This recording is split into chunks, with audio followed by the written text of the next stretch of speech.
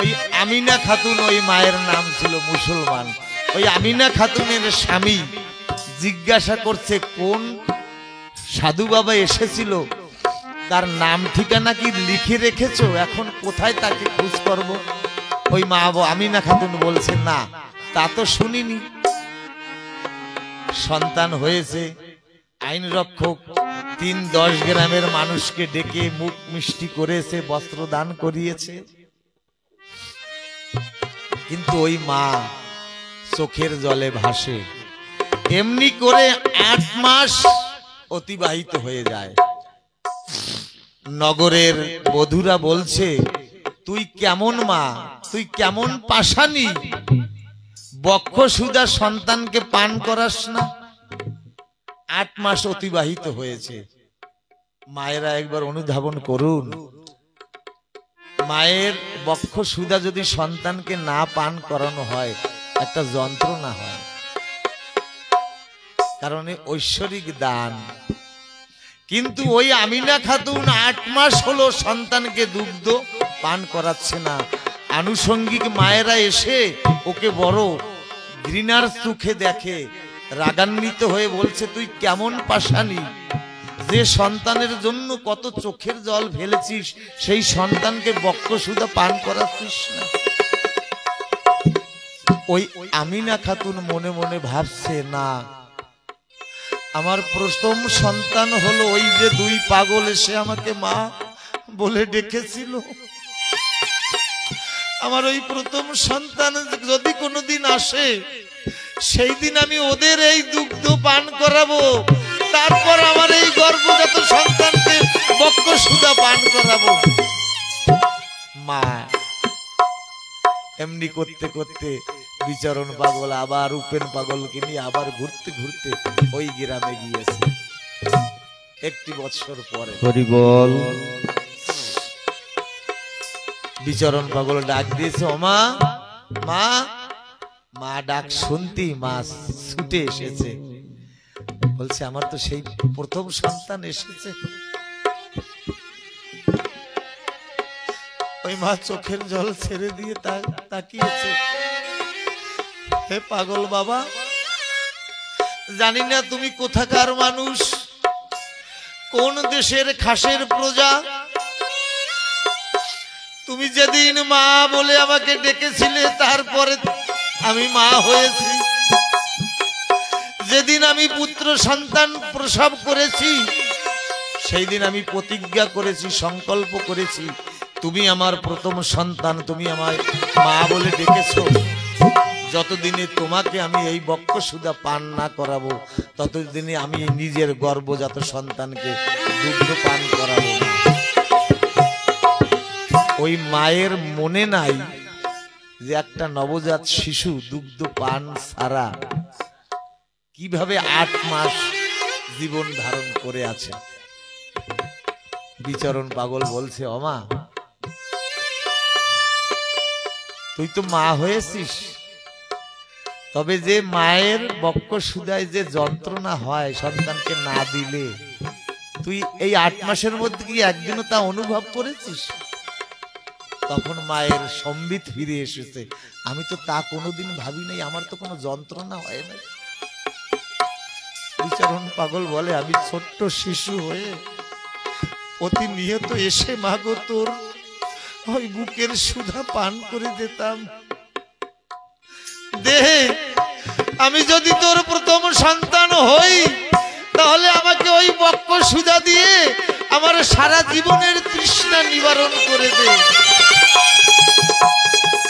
আমার আমিনা খাতুন বিচরণকে জড়িয়ে ধরেছে। এ হলো মতুয়া পাগল।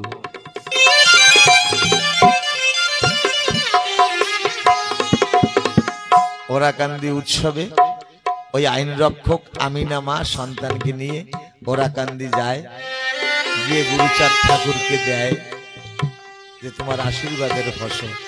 এভাবে অগণিত অসংখ্য ভক্ত করুণা পেয়েছে ঠাকুরের।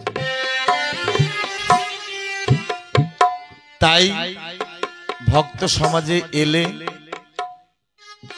ভক্তের চরণ ভক্তকে প্রণাম করতে হয়। দেহযন্ত্র রোগের ঘর, হরি নামে তফাৎ কর। দেহ আছে তো রোগ আছে। মহাজনরা বলে একবার খায় যোগী,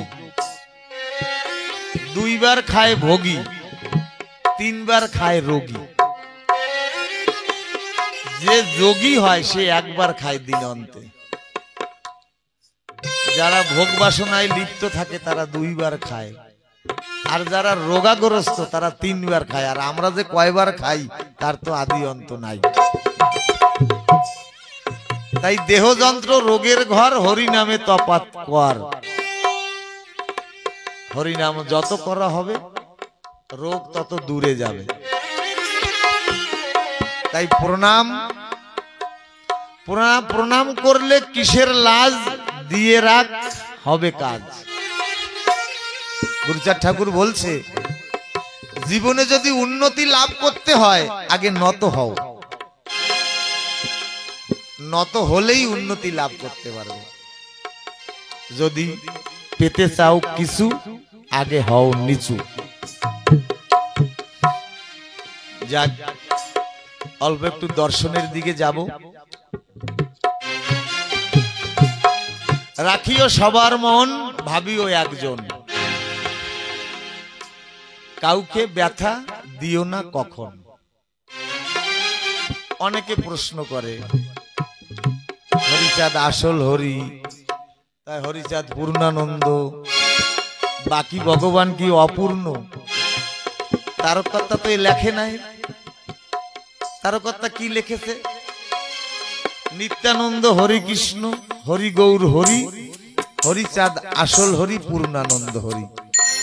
হরিচাঁদ তো বলে নাই যে ওই ভগবানরা সব অপূর্ণ।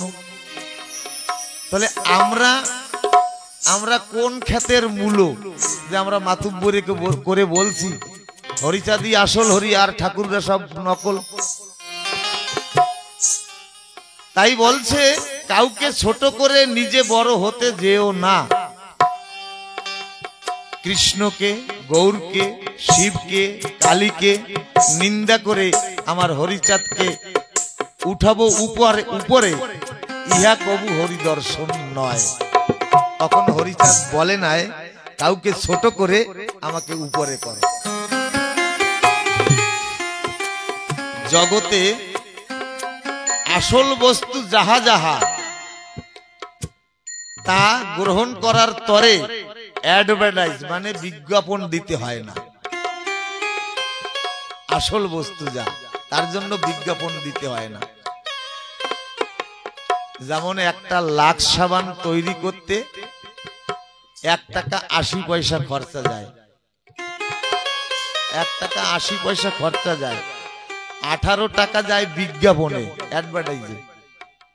34 টাকা না 35 টাকা একটা লাক্স সাবান, কারণ সব ভেজাল।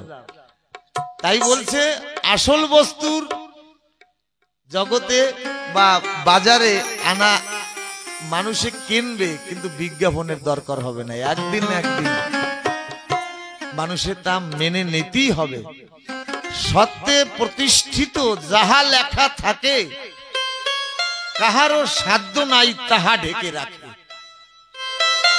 আজকে যারা যারা যেসব মতবাদী, যেসব দার্শনিকরা বলছে হরিচাঁদ ঠাকুর পূর্ণ ব্রহ্ম নয়, হরিচাঁদ ঠাকুর আসল নয়, এমন একদিন আসবে মানতেই হবে সত্যে প্রতিষ্ঠিত যাহা লেখা থাকে সাধ্য কাহারও নাই তাহা ঢেকে রাখা। আমি যদি আমার হরিচাঁদকে বলি হরিচাঁদ ঠাকুর পূর্ণ নয়, ঠাকুরের কি যাবে আসবে? কিচ্ছু যাবে আসবে না, আমার যাবে আসবে। আমি তাকে চিনতে পারলাম না। এক মা পরের বাড়ি দিন মজুর খেটে সন্তানকে শিক্ষিত করে আমেরিকায় পাঠিয়েছে। দীর্ঘদিন হয়ে গেল চিঠি করে, এখন মা আর কর্ম করতে পারে না, নগরে নগরে ভিক্ষা করে বেড়ায়। তখন ওই নগরবাসী বলছে, ও বুড়ি মা, সারা জীবন কর্ম করে ছেলেকে শিক্ষিত করে আমেরিকায় পাঠিয়েছো, পয়সা পত্র পাঠায় না, চিঠি পাঠায় না, তুমি ভিক্ষা করে খাও? বলে না না পাঠায়, চিঠি পাঠায় আর তার সঙ্গে কিছু রঙিন কাগজও পাঠায়। ওই কাগজগুলো আমি ঘরের দেওয়ালে সাজিয়ে রেখেছি। তখন ওই যুবক ছেলেরা, এই যুগের ছেলেরা বলে রঙিন কাগজ পাঠায়, চলো তো দেখি মাসি, ঘরে গিয়ে দেখি। ঘরে গিয়ে দেখে আমেরিকান ডলার।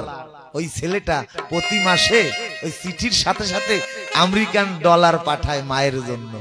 মা তো ডলার বোঝে না, ও রঙিন কাগজ মনে করে দেওয়ালে টানিয়ে রাখে, মনে করে খোকার খেলনার জিনিস। তাহলে আমাদের ঘরের মূলধনকে আমরা চিনি নাই আজ পর্যন্ত। আমরা আলোর মধ্যে থেকে আমরাই অন্ধকারে রয়েছি। আমাদের মত পথ, আমাদের হরিদর্শন আজ আদিবাসী ভাইয়েরা কেমন ভাবে গ্রহণ করছে আপনারা শুনে থাকবেন। পারিবাবু থাকাকালীন এই 73 নম্বরে একটা ছেলে সৈনিক ডিপার্টমেন্টে কারগিলে তখন পোস্টিং ছিল, কারগিলে পটার উৎসবের সময় এসেছে। শুনছে ওর মা বলছে, বাবা রে তুই তো সীমান্তে থাকিস, তবে একটা করঙ্গের মালা নিয়ে যা কোনো মহৎ ব্যক্তির হাত থেকে। সেই উৎসবে আমার প্রেমানন্দ পাগলও ছিলেন।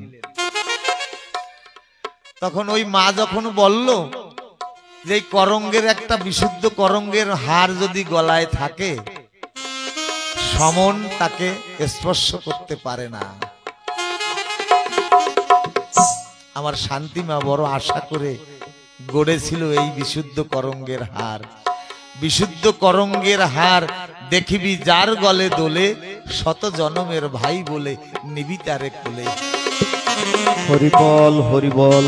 এই সাধু বাবাকে চেনে না কেউ, কিন্তু এই বক্ষে এই করঙ্গের হার দেখলি আর এক মতুয়া ভাই, তার জন্য পরাণটা যেন কেমন কেঁদে ওঠে।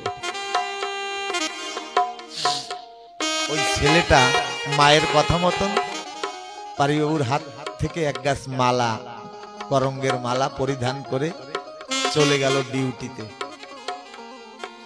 12 জনার একটা বাংকার নিয়ে সীমান্তে গেছে, পাহাড়ের চূড়ান্তে গেছে। পাকিস্তানি সৈন্যরা ওদের অ্যাটাক করেছে। ওই ওদের গাড়ির উপরে বড় একটা গ্যানেট ছুঁড়ে মেরেছে। যখন গ্যানেট ছুঁড়ে মারলো, ওই সৈনিক গাড়িটা ব্লাস্ট হয়ে গেছে। ব্লাস্ট হয়ে গেলে সেই অনেক উপরে হিলে, অনেক উপরে পাহাড়ের উপরে, সেখান থেকে ওই গাড়িটা ধ্বংস হয়ে ব্লাস্ট হয়ে নিচে পতিত হচ্ছে। ওই 12 জন সৈনিকের গ্যাং, ওই বাংকারটা, ওর মধ্যে 11 জন সৈনিক, তাদের দেহ খাঁচা থেকে প্রাণ পাখি উড়ে গেছে। তারা ওই বমে আঘাতে পুরো দেহ ছন্ন বিছন্ন হয়ে গেছে। কিন্তু ওই যে ছেলেটা 73 নম্বরের আইসার মালা গলায় ছিল, ও যখন ওই দেখলো ব্লাস্ট হয়ে গেছে, তখন ওই মালাকে ধরে বাবা হরিচাঁদ গুরুচাঁদ বলে চোখ বুঝে চোখের জল ছেড়ে দিয়ে আর ওর চৈতন্যতা হারিয়ে ফেলেছে, সম্বিত হারিয়ে ফেলেছে। দেহ যখন চেতনা হারায়, আত্মা তখন চৈতন্যতা লাভ করে। ওই দেহের বোধ শক্তি চলে গেলেও আত্মা, যেমন আমাদের মনের বাসনা পূর্ণ হয় না, দেহ অক্লান্ত পরিশ্রমের কারণে ঘুমিয়ে পড়ে, মনের বাসনা পূর্ণ হয় না, তাই মন রাত্রে স্বপ্নে দেখে। দেহর বাসনা পূর্ণ হয় না, দেহ অক্লান্ত হয়ে ঘুমিয়ে পড়ে, মন তখন অসমাপ্ত স্বপ্ন আশা স্বপ্ন রূপে দেখে। তেমনি ওই আত্মা দর্শন করছে পরমাত্মাকে।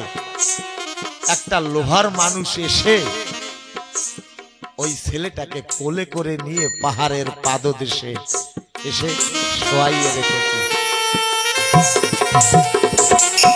যখন আর্মি ডিপার্টমেন্টের হেলিকপ্টার ওই সৈন্যদের খুঁজতে খুঁজতে গেল, গিয়ে দেখে সকল ওই গাড়ি ব্লাস্ট হয়ে গেছে, 11-12 জন আর কেউকে ফিরে পাচ্ছে না।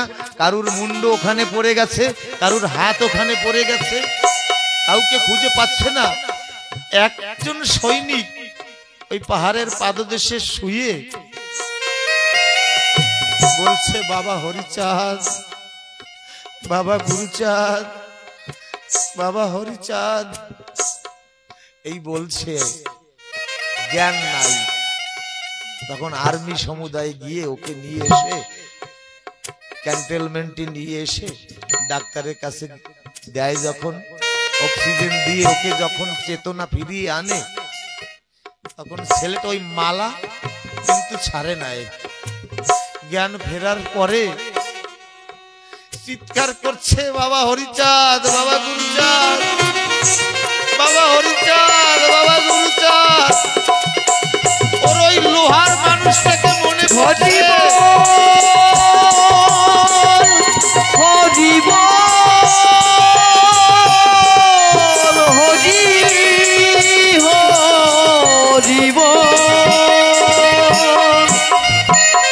ওর ওই মানুষটাকে মনে পড়ছে, একটা লৌহ মানব এসে আমাকে কোলে করে নিয়ে বাঁচিয়েছে। এখন আর্মির যে কমান্ডার সে বলছে, কোন হরিচাঁদ কোন হ্যায়, গুরুচাঁদ কোন হ্যায়? তখন ওই সৈনিক বলছে, আমাদের উড়িষ্যার এই ঘটনাটা বললো, সব ওর জীবনের হিস্ট্রিটা বললো। তাহলে করঙ্গের মালার এই গুণ। তবে আমার এই তারক স্থল থেকে বিনীত নিবেদন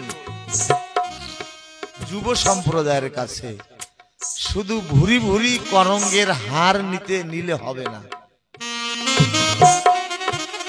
আচার মালা মানে আমার আচরণটা সঠিক করতে হবে। আমি আচার মালা নিয়ে যেন আমার মা বাবাকে অভক্তি না করি, আমার গুরুজনকে যেন অশ্রদ্ধা না করি, আমি একজন মানুষ, আমার মানবতা যেন অক্ষুণ্ণ না হয়। এ হলো আচার মালা নেওয়ার বিধিবিধান। হরিচাঁদের আচার মালা নেব, আমি হরিচাঁদের দর্শনটাকেও আমার মাথার মধ্যে রাখব। এই সবার কাছে এই তারকের স্থল থেকে এই বিনীত নিবেদন, সবাইকে সম্মান দিলে তাহলেই জগতে মান্যতা মেলে। এই জন্য একনিষ্ঠ ভক্তি হরিতে রাখবে। যখনই একনিষ্ঠা ভক্তি হরিতে জাগবে, তখনই কৃষ্ণ, রাম, কালী সবার মধ্যে হরি দর্শন পাবে। বাবা পাগলা একটা গান লিখেছে, কৃষ্ণের বাঁশি শুনতে পাবে, কালী বলে ডাক তবে। কালী বলে ডাকলে কৃষ্ণের বাঁশি শুনতে পাবে। ভাবিও একজন রাখিও সবার মন। আমার উপাস্য দেবতা কৃষ্ণ হতে পারে, গৌর হতে পারে, দয়াল হরিচাঁদ হতে পারে, অনুকূল ঠাকুর হতে পারে, সত্যানন্দ ঠাকুর হতে পারে, বাধা নাই। কিন্তু আমি অমান্য কাউকে করব না। রাখিও সবার মন, ভাবিও একজন। আমার এই দেহ মন প্রাণ জীবন যৌবন যাকে দিয়েছি সেই আমার তারক কথা এমন একটা কিংবদন্তি কলম দিয়েছেন, যা এই 4 যুগে কোনো দার্শনিক দেয় নাই। সে কলমখানা কি? যে যাহারে ভক্তি করে সেই তাহার ঈশ্বর। কারো ধর্মে, কারো মত পথে কোনো আঘাত তিনি করেননি, সবাইকে সম অধিকার দিয়েছেন। তাই এই মতুয়ার বাজারে কত যুবক সন্ন্যাসী, কেউ অনুকূলপন্থী, কেউ কৃষ্ণ ভক্ত, কেউ গৌর ভক্ত, তারা কিন্তু দ্বিধা মানে না, তারা একাকার হয়ে গেছে। কেউ কাশ বাজাচ্ছে, কেউ গোলকচাঁদের ডঙ্কা বাজাচ্ছে, কেউ মহানন্দ পাগলের সিংহা বাজাচ্ছে। এমন একদিন আসবে এই জগতে যেদিন এই ভ্রান্তি কেটে যাবে, সেই দিন কৃষ্ণ, হরি, রাম, গৌর সব একাকার হয়ে যাবে। তখন আর ভেদাভেদ থাকবে না।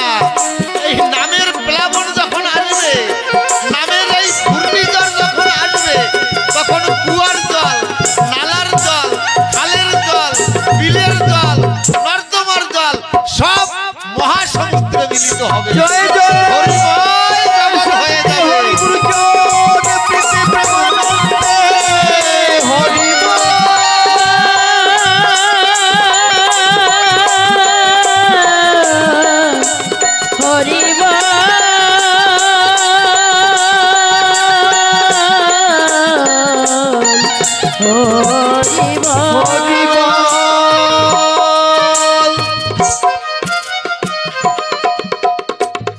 সবার মধ্যে হরি দর্শন পাবে।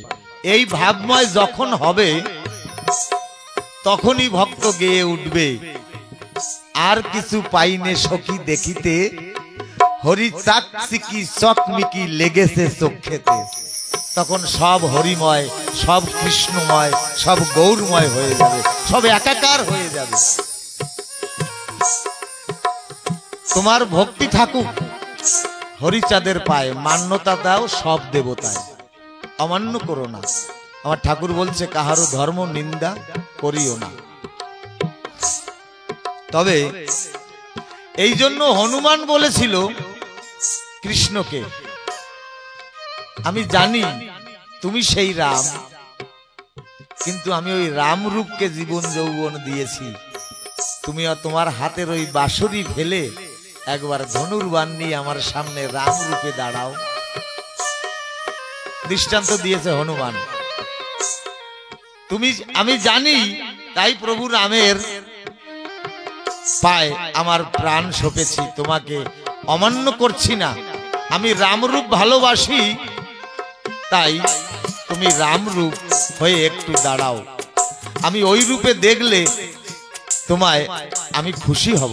কৃষ্ণ তখনই রাম হয়ে দাঁড়ায়। শ্রীকৃষ্ণ জানকী নাথে অভেদ পরমাত্মনে।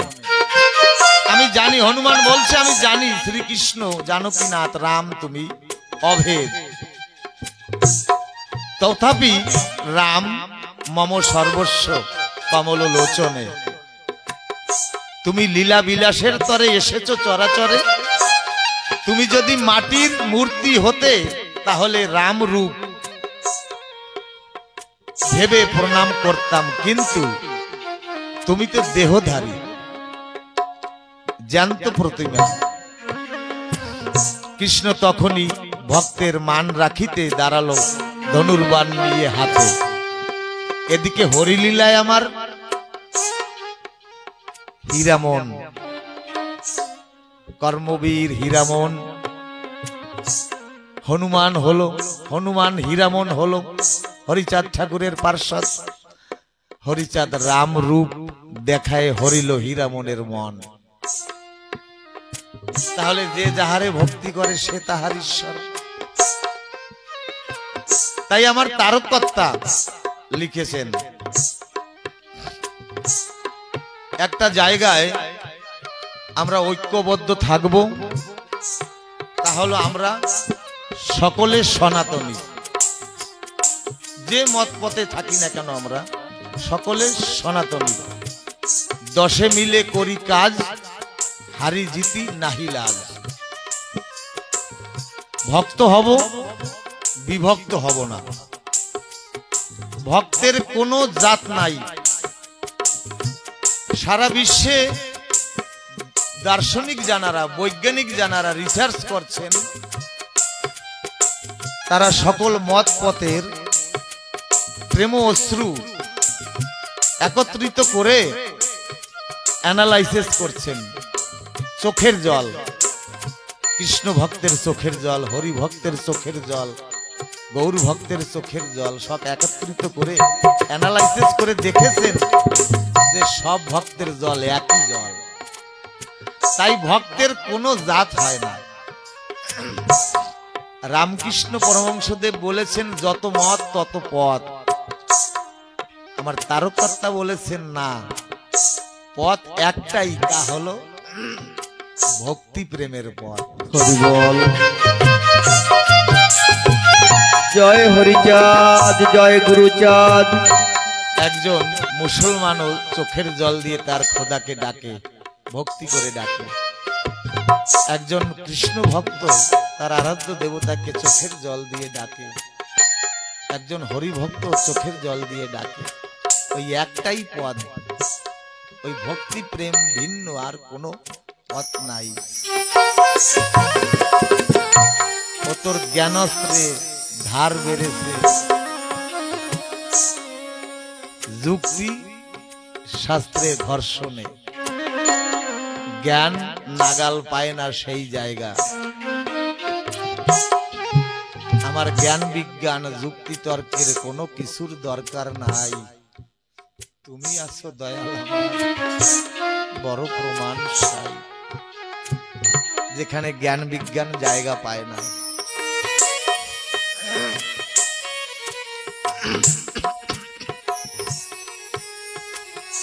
তাই যেদিন এই প্রেম বন্যায় সারা জগৎ নিমজ্জিত হবে, সব ভক্ত একাকার হয়ে যাবে, শুদ্ধ ভক্তি সঠিক জায়গায় নিয়ে যাবে।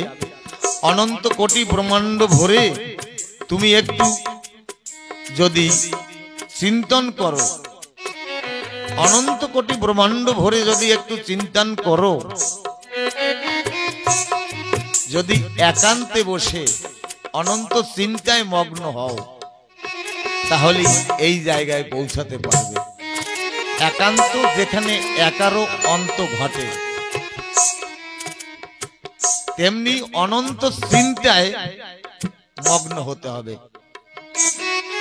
আর এই অনন্ত চিন্তায় মগ্ন হতে গেলে একজন সৎ মানুষের স্পর্শ দরকার।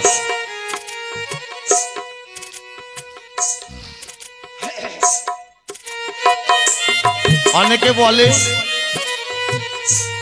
তুমি একটু শক্তি তথ্যটা পড়ে দেখো। ব্রহ্ম কাকে বলে? যিনি অনন্ত রূপে রূপায়িত হইয়া তাহাই থাকিতে পারে, তাহাই ব্রহ্ম বলিয়া পদবচ্চ হয় এই ত্রিসংসারে। ব্রহ্ম সব অবস্থায় সর্ব কায়দায় থাকতে পারে। একটা জীবের মধ্যে কীট পতঙ্গ বৃক্ষ পশু পাখি সবার মধ্যে থাকতে পারে। আবার এই সব কিছু যেদিন লয় প্রলয় হয়ে যাবে, আবার ওই ব্রহ্ম একত্রিত হতে পারে।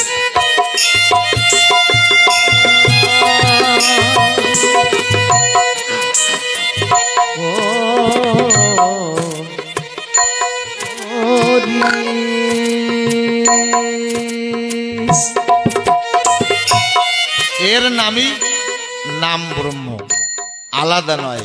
এই বোধ যতদিন না জাগবে ততদিন সমাজে স্লো পয়জন মানে মিষ্টি বিষ ছড়াবে মানুষে। এই চিন্তনের নামই লীলামৃত। আমরা সকলে এক, এই সমদর্শনের নামই লীলামৃত।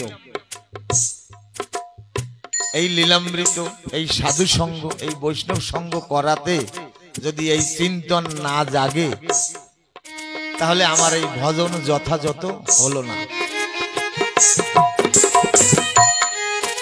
প্রতিনিয়ত সাধু সঙ্গ করার পরে প্রশ্ন জাগাতে হবে, অনুসন্ধান করতে হবে, আমি যে ভজন করছি এ যথাযথ হচ্ছে কিনা। গাভী মাতা গোচরণে তৃণভক্ষণ করে, গলৎকরণ করে, তখন কিন্তু খাবার স্বাদটা সে পায় না। বাড়িতে এসে যখন গোশালে শুয়ে পড়ে, তখন ওই যে তৃণভক্ষণ করেছিল আবার উদ্গীরণ করে, বমন করে, আবার নতুন করে ওই ঘাসকে চাবায়, যাকে জাগর কাটা বলে। ওই জাগর কাটতে কাটতে একটা ফেনার উৎপত্তি হয়, রস। আমি ভজন করছি, আমি সাধু সঙ্গ করছি, এতে আমার ওই রস উৎপত্তি হচ্ছে কিনা, আমার প্রতিনিয়ত অনুসন্ধান করতে হবে। সাধন ভজন করছি, হরিনাম করছি, যদি রস না উৎপত্তি হয়, রস মানেই ভক্তি, মানে প্রেম, যদি উৎপত্তি না হয় হরি বল, তাহলে আমার ওই হরিনাম করা বৃথা তো নয়, কিন্তু ওই নামে প্রেম ফলিত হবে না, হরিনামই। তাহলে এই রসে যদি একটা আকার দেওয়া যায়, র আর স দুটো শব্দ, এই রসে যদি একটা আকার দেওয়া যায় তাহলেই রাসে পরিণত হয়, রাস। আমরা একটু ঊর্ধ্বে যাওয়ার চেষ্টা করছি, মানে গভীরে। এই রসকে যদি বাধা দেওয়া যায়, মানে আকার দেওয়া যায়, তাহলেই রাস হয়।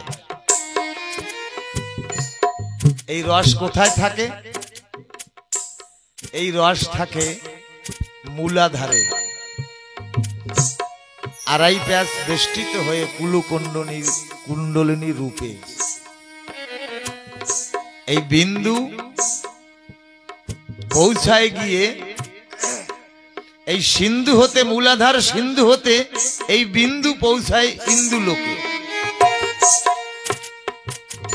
এই সহস্রায় গিয়ে সেখানে রাস হয় ভক্ত আর ভগবানের।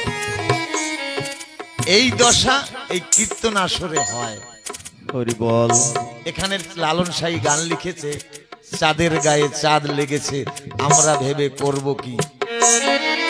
6 মাসের এক কন্যা ছিল, 9 মাসে তার গর্ভ হলো, 11 মাসে 3টি সন্তান, কোনটি করবে ফকিরি। এই গুরু তত্ত্ব, এই তত্ত্ব আয়ত্ত হয় এই হরিবাসরে। হরিনাম করতে করতে করতে করতে যখন নামের দাহিকা শক্তির ওই রস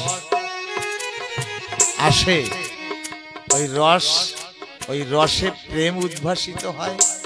ওই রস যখন বাধা পড়লে তখন ওই ভক্তের আর হরিনাম উচ্চারণ হয় না, হরিবোল শব্দ আর উচ্চারণ করতে পারে না, তখন বলে হোপ হোপ।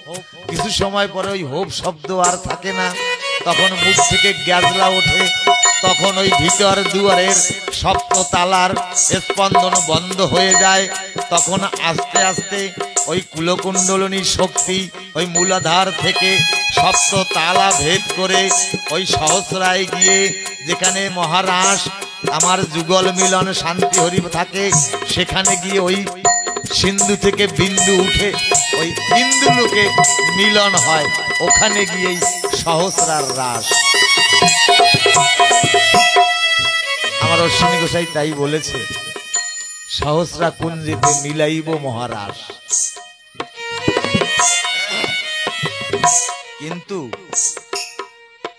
আমরা হরি বল। ওই আমি মদ খেয়েছি, মাতাল হয়েছি, সরিয়ে দাঁড়া তোরা ও প্রতিবেশী,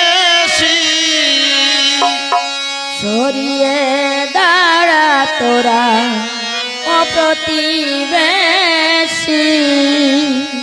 আমি মদ খেয়েছি, মাতাল হয়েছি, আমি মদ খেয়েছি, মাতাল হয়েছি, সরিয়ে দাঁড়া তোরা ও প্রতিবেশী, সরিয়ে দাঁড়া তোরা ও প্রতিবেশী।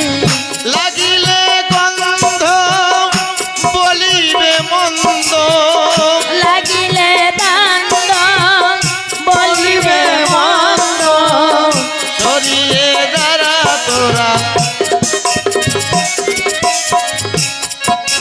দাঁড়া তোরা ও প্রতিবেশী।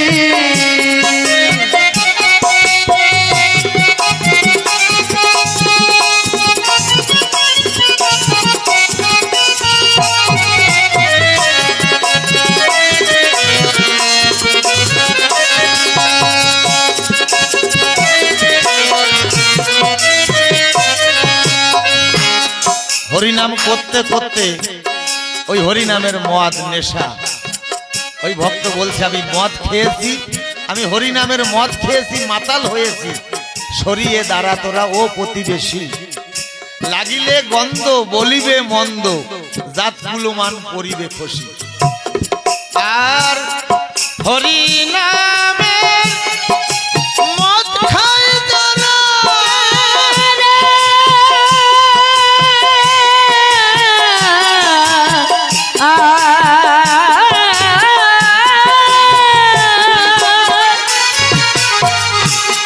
চোখের জলে ভুগবে সে যায়, হরিনামের যারা মদ খায়, যারা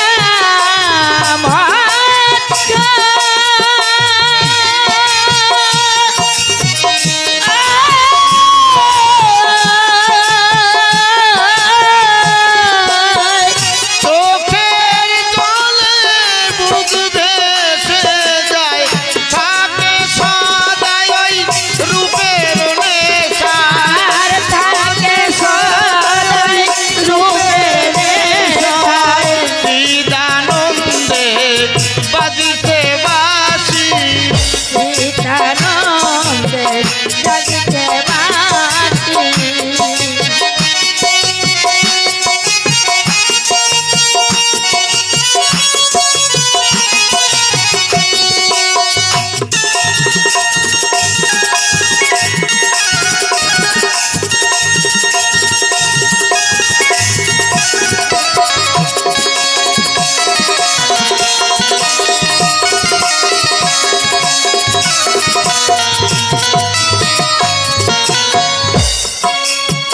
এই যারা সাধু সঙ্গ করে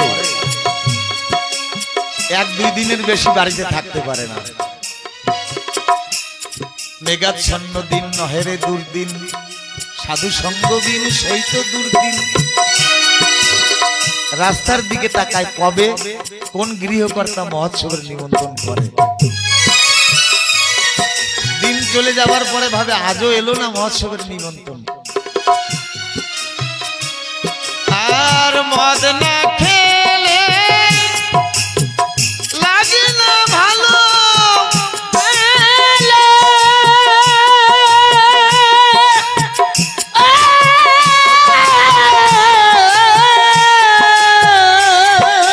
আর পাই না তার যে আমায় কাঁদালো, মদ না খেলে লাগে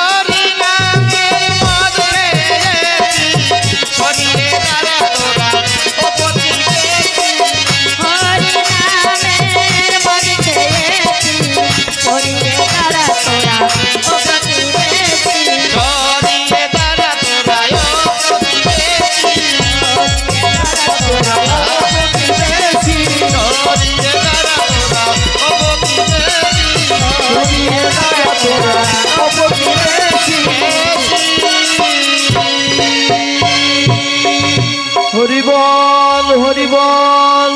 খালি মতুয়া মাতাল, হাল সে বেহাল। সব কথার শেষে আমাদের সবারই একদিন চলে যেতে হবে। আমার অশ্বিনী গোসাই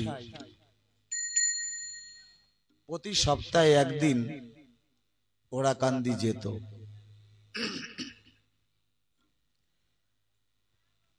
যেতে যেতে প্রতিনিয়ত ওই মধুমতির কুলে গিয়ে বসে থাকতো, কারণ অশ্বিনীর কাছে তো পারের করি থাকতো না।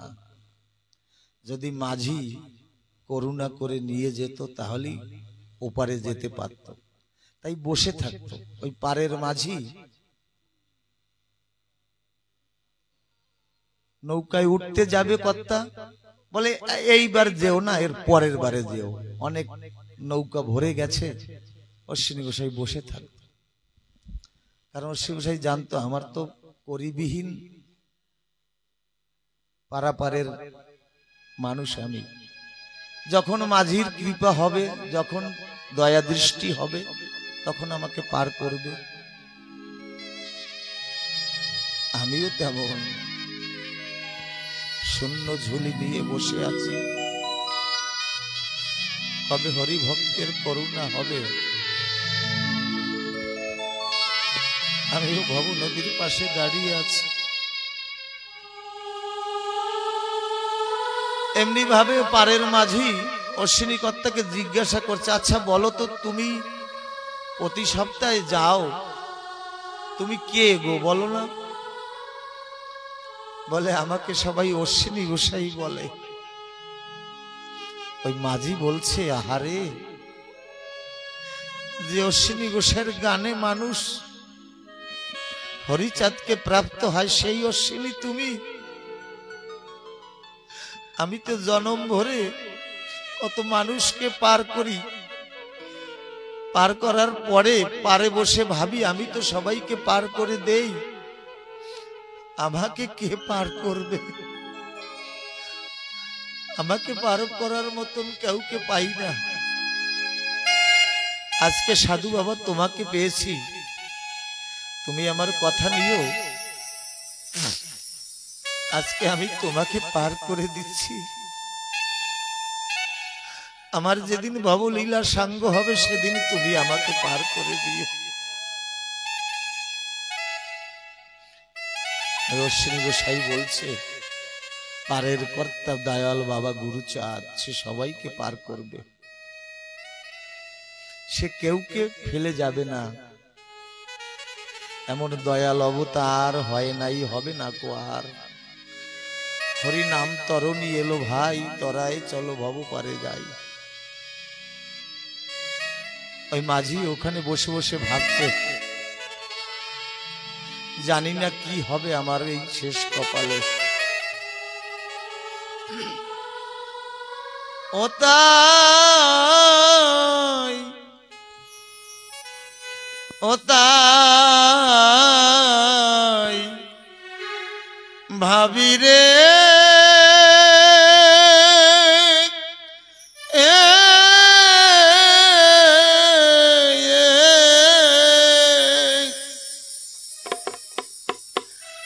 ভাবি রে বসে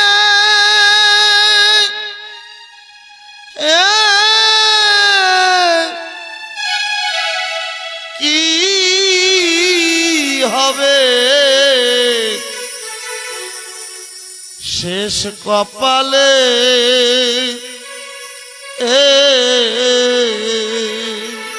ও তাই ভাবি রে, ভাবি রে,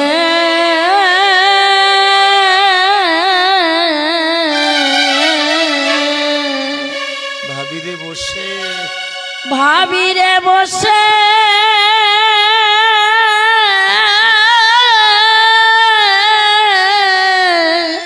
কি আছে শেষ কপালে। কি আছে সে কপালে। সংসারে কত কত না খাটনি খেটেছি, আপন বলিতে আমার কেউ হলো না ভবে। কত না আপন আপন ভেবেছি, কিন্তু এখন বিচার হিসাব নিকাশ করে নিষ্পত্তিতে এসেছি। না জানি ললাট লিখনে কি আছে শেষের বেলায়। হ্যাঁ, যার কৃপাতে রইলাম বেঁচে,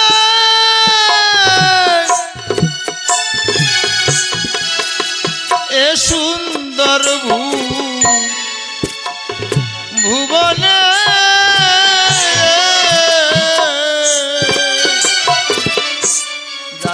যার কৃপাতে রইলাম বেঁচে,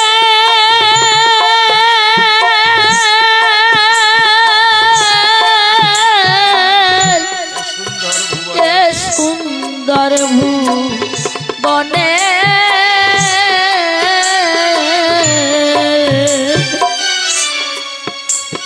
এক বিন্দু জল ভালো বেশে নেই নাই তাহার চরণে,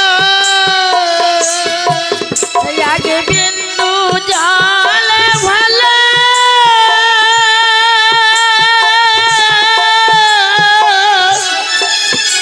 বেশে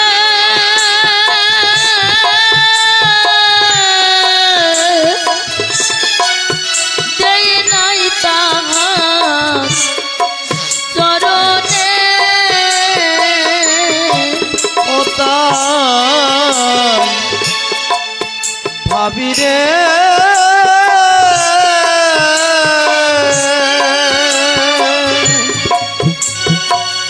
ভাবি রে বসে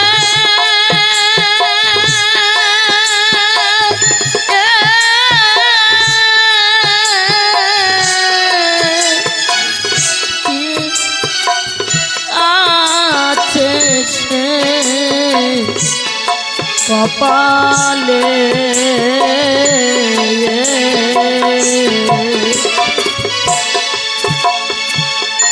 মাঝি এই ঘাটে বসে ভাবছে, না জানি কি আছে কপালে। আমরাও একবার ভাবি, আজ চলার শক্তি আছে, বলার শক্তি আছে, দৃষ্টি শক্তি আছে, কর্মশক্তি আছে। যেদিন এই বান্ধব হারা হব, সেদিন দুই চোখ যেদিন বন্ধ হবে, বহু দুর্গম অন্ধকার পথ, সেদিন আমার আপন বলতে কেউ থাকবে না।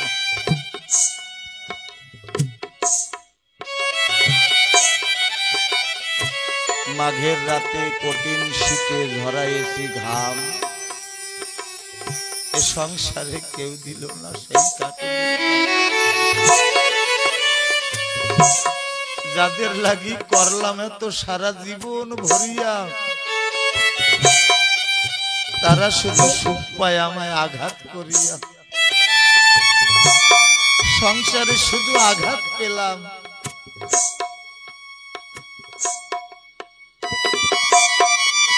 এসেছিলাম তোমাকে ভালোবাসতে, কিন্তু ভালোবাসা পাইনি, অবজ্ঞা লাঞ্ছনা গঞ্চনা ঝোলি ভরে নিয়ে রওনা দিয়েছি।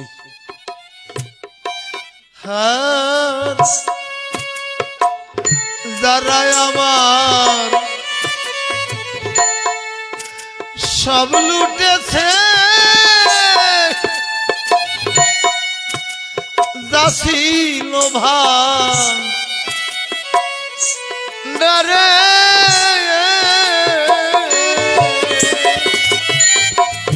যারা আমার সব লুটেছে,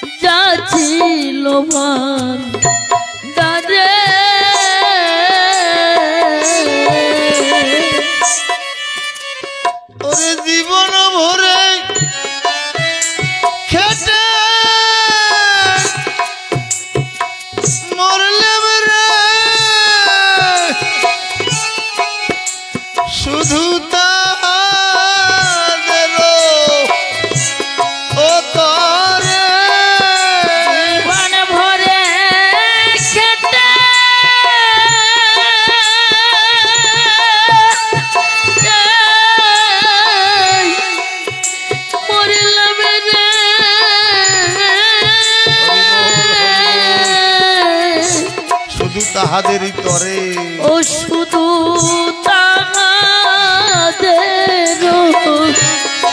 ও তরে রে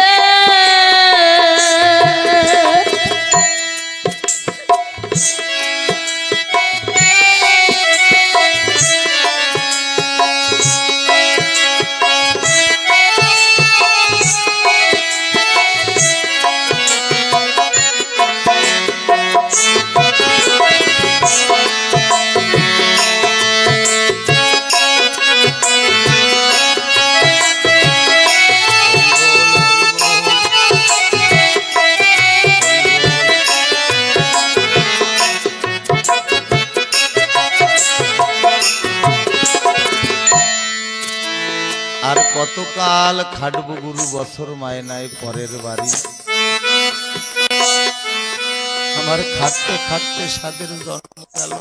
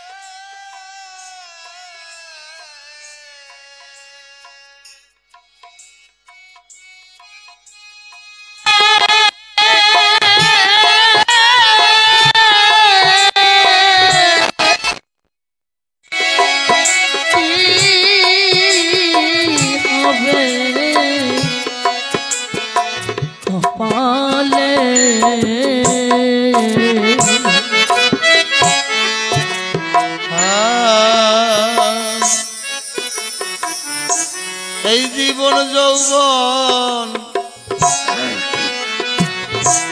দানিলা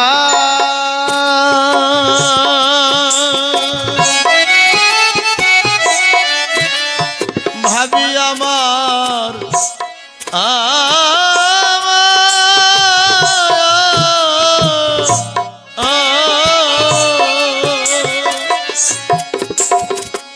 আর জীবন যৌবন দানিলা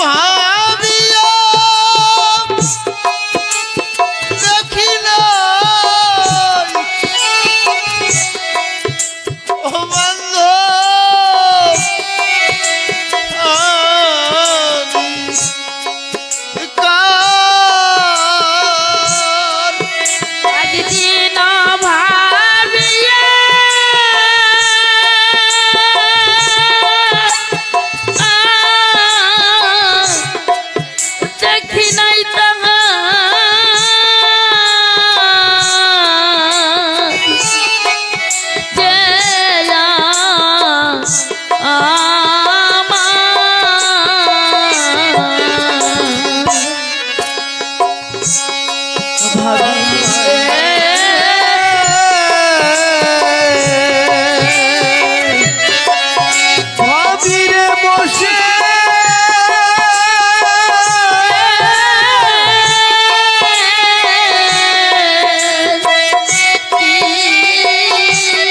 আছে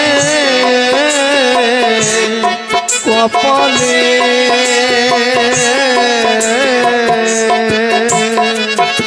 ওই মাঝি অশ্বিনী গোসাইয়ের পা জড়িয়ে ধরে বলছে, দিন থাকিতে হলো না হুশ, মনের মানুষ কোথায়,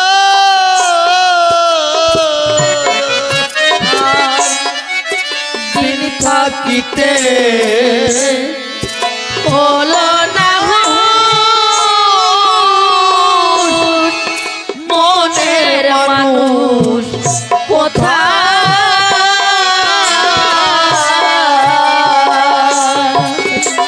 আর কি তারে খুঁজে পাবো রে,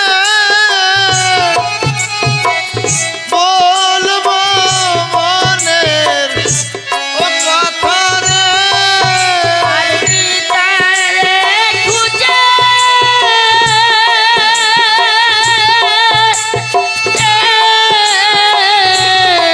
পাবো রে,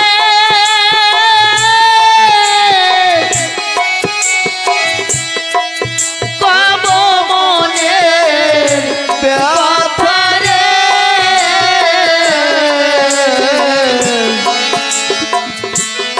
পাবো রে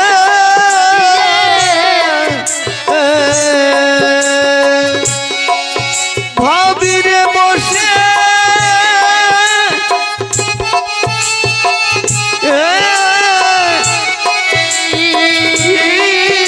আছে কপালে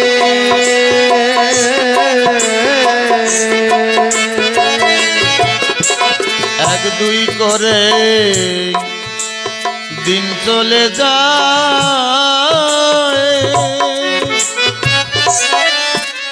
কয়দিন আছে বাকি,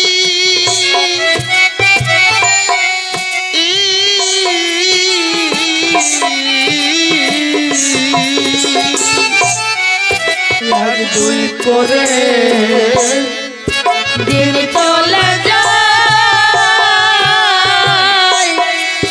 কয়দিন আছে বাকি।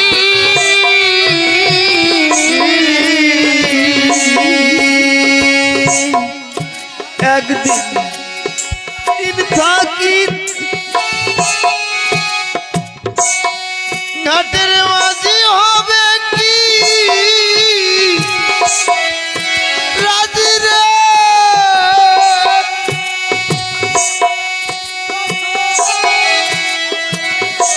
ডাকা ডাকি রে,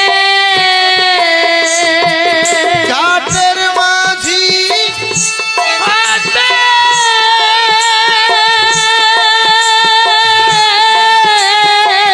রাজি রে, রাজি রে, যখন করবো ডাকা করিব ডাকা ডাকি রে, ও তাই ভাবি রে,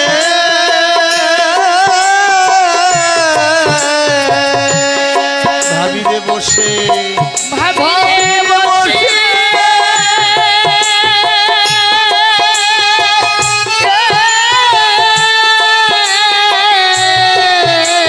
কি আছে শেষ কপালে,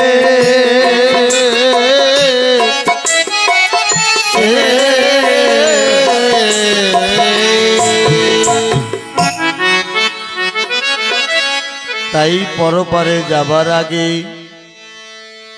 সকল ভক্তবৃন্দের কাছে এই শেষ মিনতি, চরণ ধূলি দানে আমায় ভিক্ষা দিয়ে দাও পাঠিয়ে। আমার দিন গেল গেল বেলা, আমার কাল গেল গেল খেলা, আমি কার নৌকায় উঠিব ভাবি তাই। আমায় ভিক্ষা দিয়ে দাও পাঠিয়ে, আমি দেশের মানুষ দেশে যাই।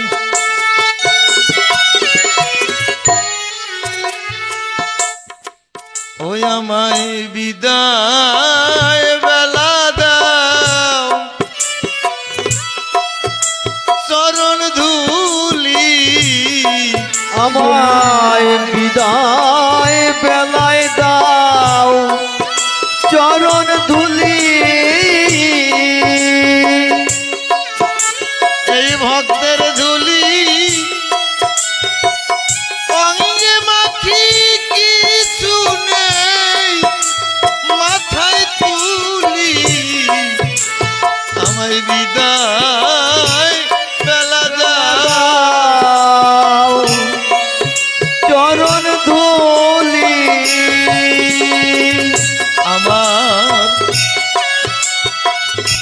আমার এই ভক্তের চরণ ধুলি আমার পারের সম্বল।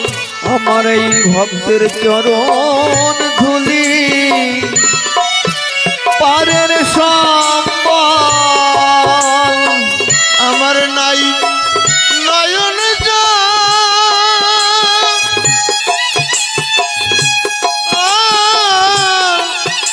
হরি বল। নাই ভক্তি চরণ বিদায় বেলা দাও, চরণ ধুলি। আমার নাই ভক্তি বল। নাই না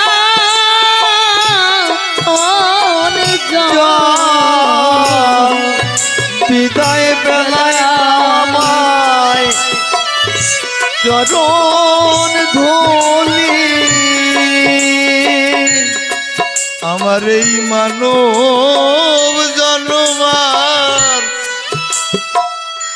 পাই কি না পাই, মানব জনমার পাই কি না পাই।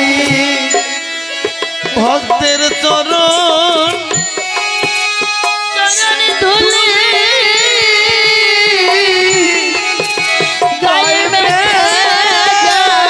যাই। বিদায় বেলায় দেওয়া মায় চরণ ধুলি। আমি আর কোন ধন চাই না হরি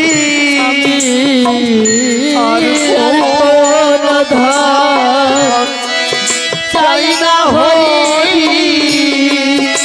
দয়াল দিও তোমার কারণ তরি আর কোন ধার চাই না হরি। আমার দিও তোমার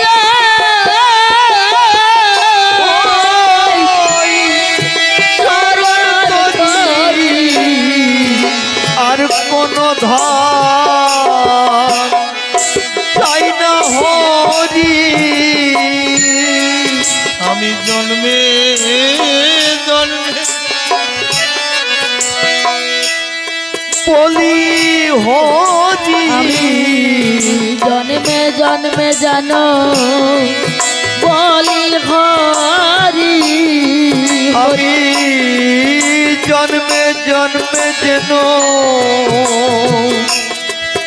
বলি হরি বলতে ঝরে জানো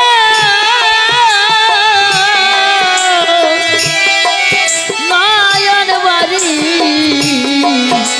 জন্মে জন্মে জানো বলি হরি ওই আমার বেকাটা দিন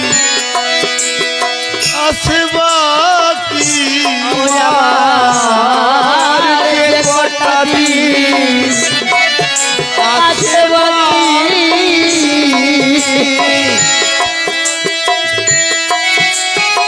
বলে জানো ঘরে আছি আর কতদিন আছে বাকি হরি বলতে ঘরে জানো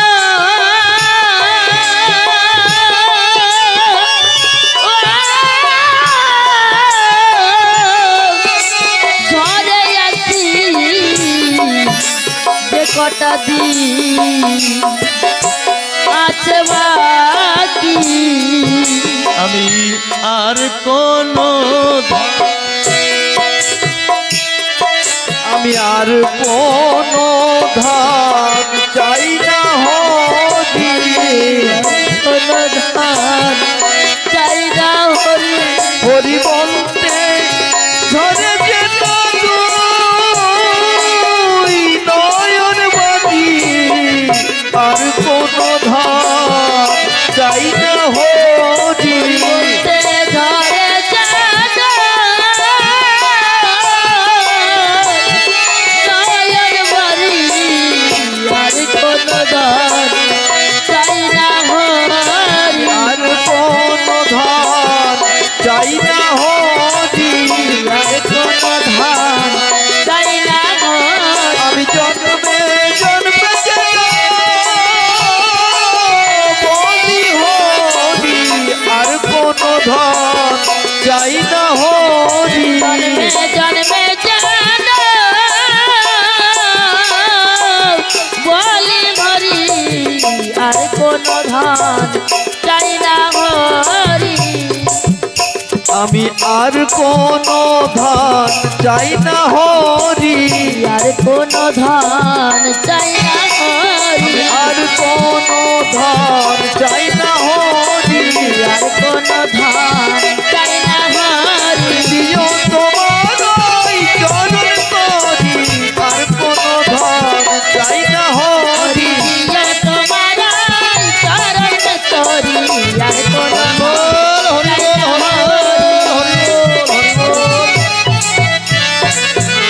যদি ভক্তবৃন্দ ভক্তিমতী মায়েরা আমরা বিশ্রাম অন্তে একটু আরতি কীর্তন করব।